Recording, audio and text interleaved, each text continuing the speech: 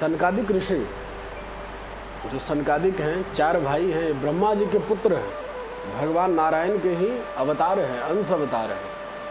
तो ये चारों जब ब्रह्मा जी सृष्टि को कर रहे थे तो चारों को प्रकट किए। चारों सनकादिक जब प्रकट हुए ब्रह्मा जी से, तो ब्रह्मा जी ने इन सनकादिकों को आदेश किए कि तुम चारों भाई इस पृथ्वी लोक पर जाओ और पृथ्वी की संरचना करो। मनुष्य जाति के प्रजनन में तुम्हारा अहम भूमिका हो।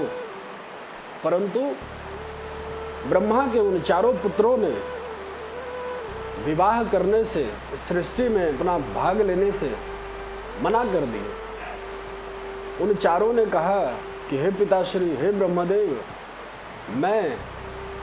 हम सभी चारों भ्राता इस मनुष्य देह को पाकर केवल भगवान का ही भजन, उनका स्मरण, उनका तप करना चाहते हैं, विवाह नहीं करना चाहते।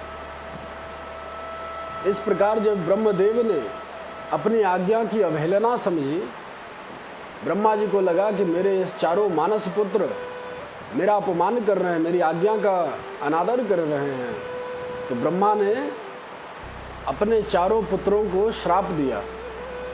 यह श्राप दिए कि तुम चारों कभी भी बड़े नहीं हो पाओगे, हमेशा बालक रूप में ही रहोगे। चारों ने कहा कि हे पिताश्री, ये अपमान हम लोगों ने आपका ऐसा कोई मनसा से अपमान नहीं समझा, और आपने जो हमें श्राप दिया है यह तो हमारे लिए वरदान के समान है। यह श्राप कहाँ है, वरदान है। अगर हम बड़े होते तो हमारा मन विचलित हो सकता था, मन इधर उधर भटक सकता था, लेकिन आपने जो श्राप दिया है कि हम चारों सदैव बालक ही बने रहेंगे, तो ना ही हमारी बुद्धि माया में ज़्यादा प्रखर हो पाएगी और ना ही हम युवक बन पाएंगे, और सदा भगवान के तपस्या में ही लीन रहेंगे। वही चारों सनकादिक भाई एक बार वैकुंठ में आए, भगवान नारायण के दर्शन हेतु वैकुंठ में प्रवेश करने लगे। तो जैसे ही अंदर प्रवेश करने लगे भगवान नारायण के परम व्योम धाम वैकुंठ में, तो उन चारों भाइयों को, जो वहाँ के द्वारपाल थे, जय और विजय नाम का, उन दोनों द्वारपालों ने सनत कुमारों को रोक लिया। सनत कुमारों को रोकने पर सनत कुमारों को क्रोध आई। चारों भाइयों ने दोनों द्वारपाल जय और विजय से कहने लगे कि तुम कौन हो हमें रोकने वाले? भगवान नारायण स्वयं भक्तों के अधीन है, भक्त वत्सल हैं। तुम अपने स्वामी के बिल्कुल विपरीत हो, हमें दर्शन करने से रोक रहे हो। जय विजय बोले कि आप इस समय भगवान नारायण के दर्शन नहीं कर सकते, उनकी अनुमति अगर नहीं है तो आप अंदर प्रवेश नहीं कर सकते।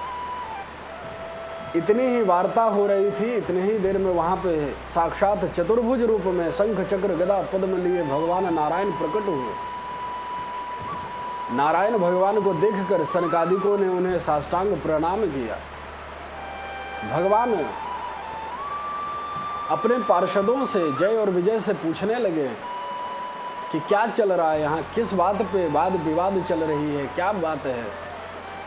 उन पार्षदों ने भगवान नारायण से कहा कि हे प्रभु, यह सनकादिक ऋषि आपका दर्शन करने जा रहे थे, लेकिन हमने इन्हें रोका है कि आपका दर्शन बिना अनुमति के नहीं हो सकता।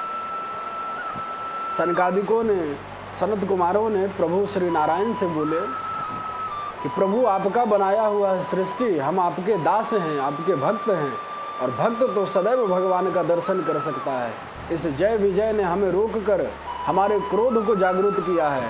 आपके जो पार्षद हमें रोके हैं, हम आपके पार्षदों को श्राप देते हैं कि यह 3 जन्म तक, दोनों पार्षद जय और विजय 3 जन्म तक जिस प्रकार हमें रोका है, असुर के सा स्वभाव किया है, और आपका स्वभाव अत्यंत कोमल है, तो यह तीनों मृत्यु लोक में जाएंगे और 6 जन्म के लिए असुर बन जाएंगे, राक्षस कुल में जन्म लेंगे। भगवान नारायण अपने पार्षदों से कहते हैं कि हे पार्षद, भक्त सदैव मेरा, भक्तों के लिए मेरा कोई समय नहीं, कोई अनुमति नहीं, भक्त जब चाहे मेरा दर्शन कर सकता है। भक्तों के लिए मैंने सारे नियम कानून को हटा रखे हैं। तुमने इन सनकादिकों को रोककर बड़ा भारी अपराध किया है। अब इन सनकादिकों के प्रभाव से, श्राप से तुम दोनों मेरे पार्षद होने पे भी पृथ्वी लोक जाओगे और राक्षस कुल में जन्म लोगे।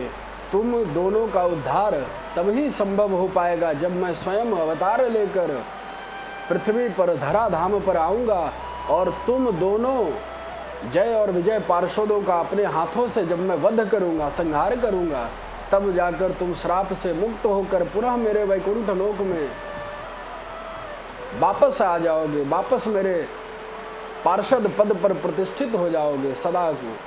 तो यही जो रावण बना, कंस बना, शिशुपाल बना, हिरण्याक्ष बना, हिरण्यकश्यपु बना, ये जितने भी बड़े बड़े जो राक्षस बने हैं, वही जय विजय नाम के पार्षद भगवान नारायण वैकुंठ के पार्षद ही आकर स्वयं राक्षस बनना पड़ा। और हर बार, हर योनि, हर जन्म में भगवान नारायण स्वयं उन राक्षसों का संहार करके उनका कल्याण करते हैं। यह लीला है भगवान की।